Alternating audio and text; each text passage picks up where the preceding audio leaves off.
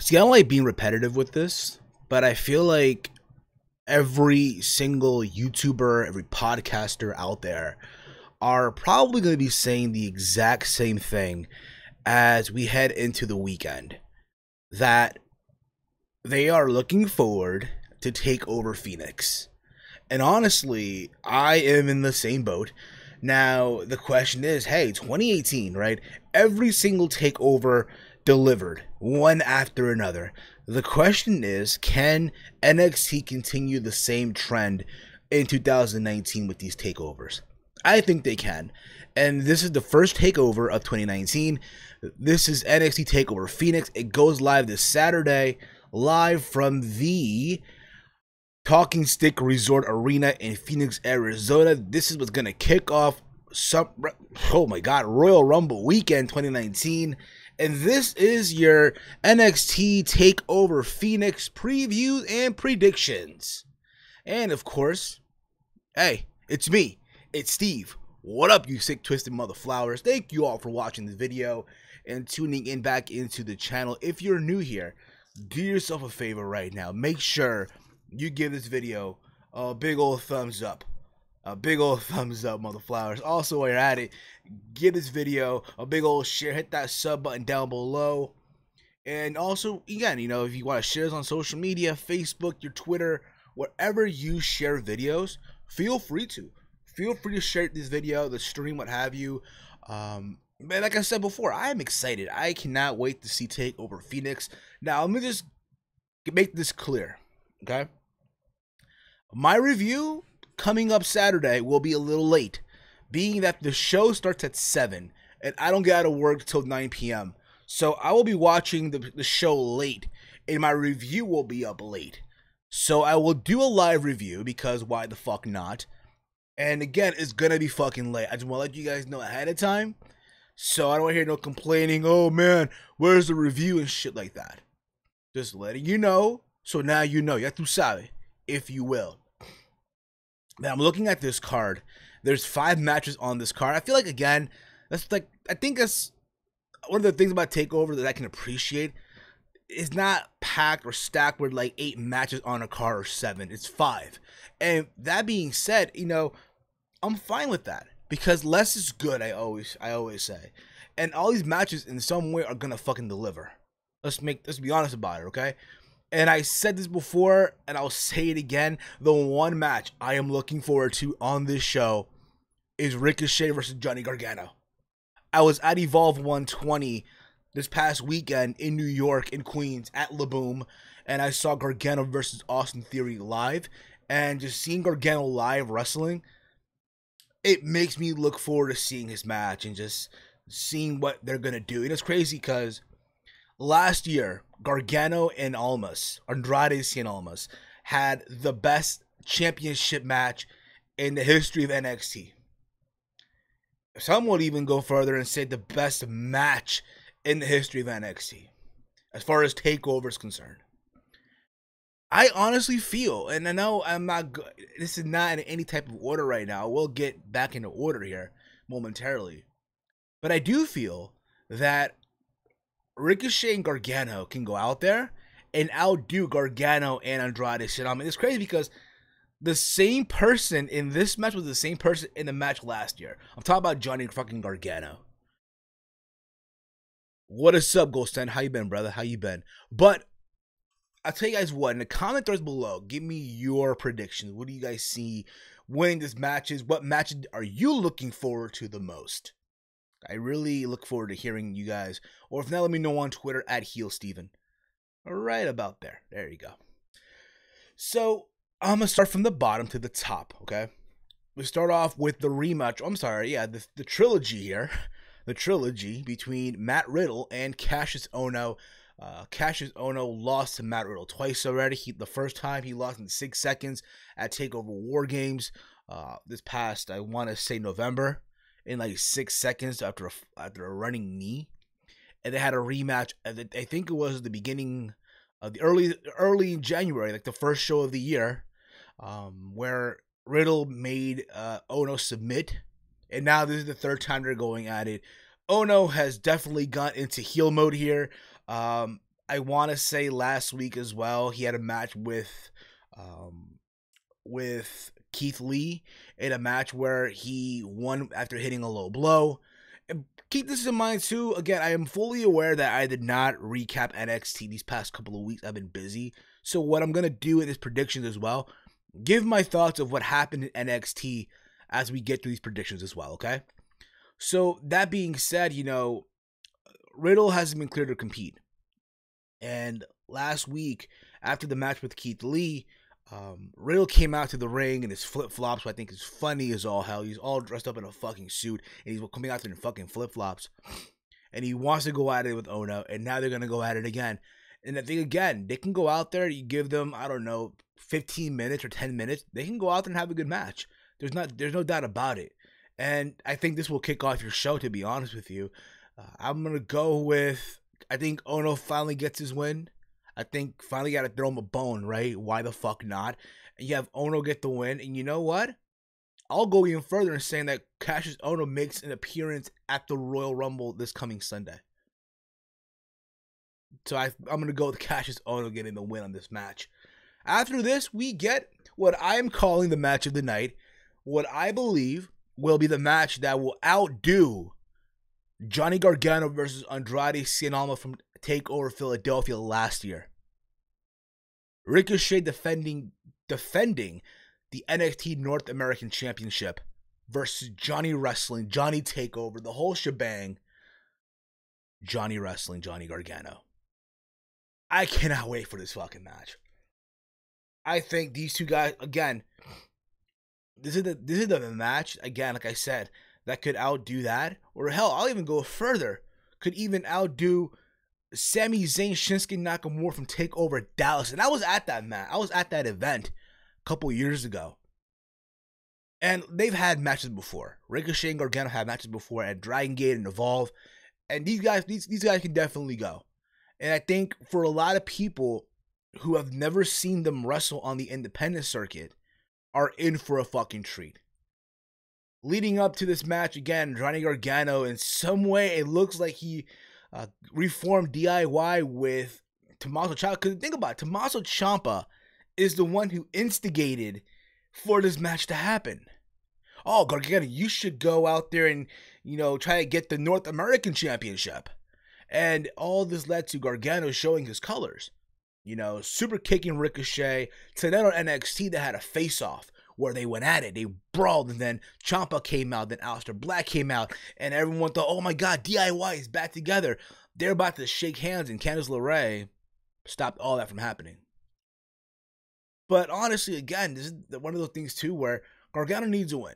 Gargano needs a win. At the same time, I don't really want to see them, have Ricochet drop the belt right now. Because I think they're doing a lot of good things with Ricochet. And Ricochet recently did the Open Challenge, and when you think about it, it only happened once with Tyler Breeze on television.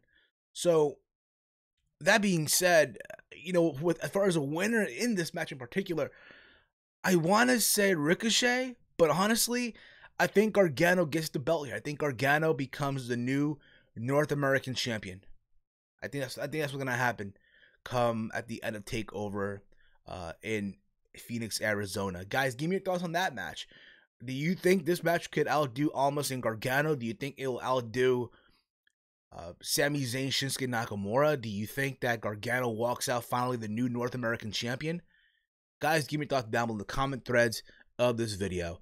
I'm going to bring comments here from Gold Standard being Rock. I'm going with Riddle, War Raiders, Baszler, Ricochet, Ciampa. Most looking forward to Ricochet and Gargano or Ciampa and Black. Both should be great. And I agree with you on that, man. I think both matches should be great. Again, for me at least, I'm going with Ricochet and Gargano to steal the fucking show. In my honest opinion. From there, we go on to the NXT Tag Team Championships. We have the Undisputed Era's Kyle O'Reilly and Roderick Strong defending the tag title versus the War Raiders of Hanson and Rowe. When you think about it, right, this is crazy. Last TakeOver, they were all involved in that War Games match. And you think that would end the whole thing, and it didn't.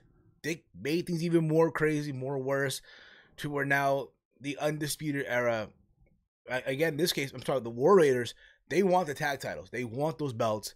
And it's crazy because, like, what was it? A couple of weeks ago, it was the Undisputed Era versus Heavy Machinery, where obviously they won because they weren't going to lose that match.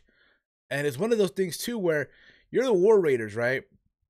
They a couple of weeks ago, they had Kyle O'Reilly versus Hanson. And, it was to determine who would enter the War Games first. And Kyle got the win, even though there's interference and shit like that. But this has been going on for a while. And I've enjoyed the feud for what they've done.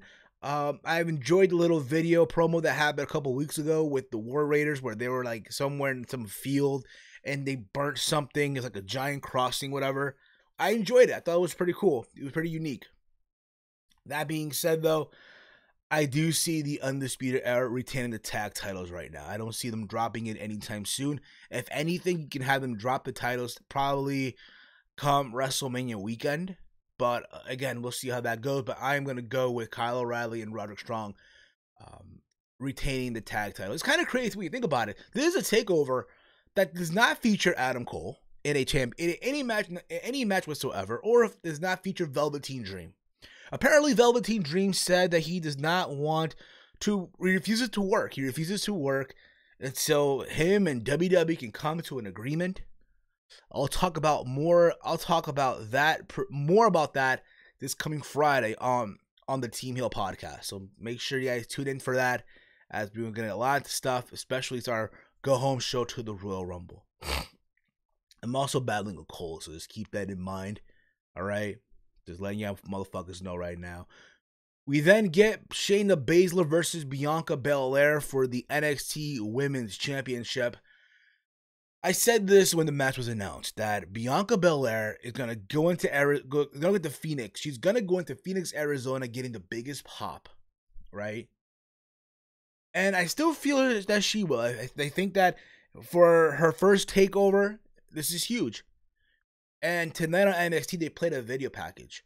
They played a package hyping up this match in a way. Even though they weren't on TV, they played a video package what led up to this match, right?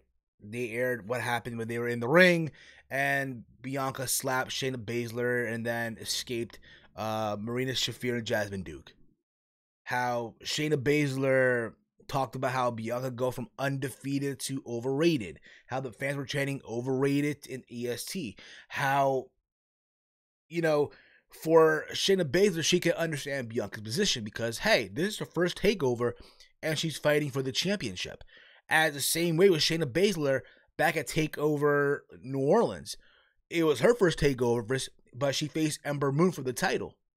Matter of fact, not even that. Take that back. Her first takeover was TakeOver Philadelphia. I'm sorry. TakeOver Philadelphia, where she faced Ember Moon, and it ended with her losing. And now, I guess, the first time that she lost. So they're playing all of that. And then they also talked about how, in this case, Bianca Belair said, hey, there's a difference between her and obviously Shayna Baszler. Shayna Baszler, obviously the two-time NXT Women's Champion, because she's already lost. She's already faced defeat while she hasn't. And she's ready for the fight and all that. It's going to be a good match. I think, honestly, it's another potential sleeper for what it is. I don't really think that Bianca's walking out with the championship. I think what you could do, honestly, because again, I don't see her winning the championship. At the same time, I don't see her having her undefeated streak being done. At the same time, hey, they could easily, if they wanted to, honestly, they could definitely have Shayna Baszler break that streak. And it will be believable. Oh my God. Here's this fucking badass that every woman in NXT is fucking fearing, right? And have her just end the streak because it will make a lot of sense. That being said, I don't see it happening either. I think what's going to happen is Jasmine Duke and Marina Shafir will get involved.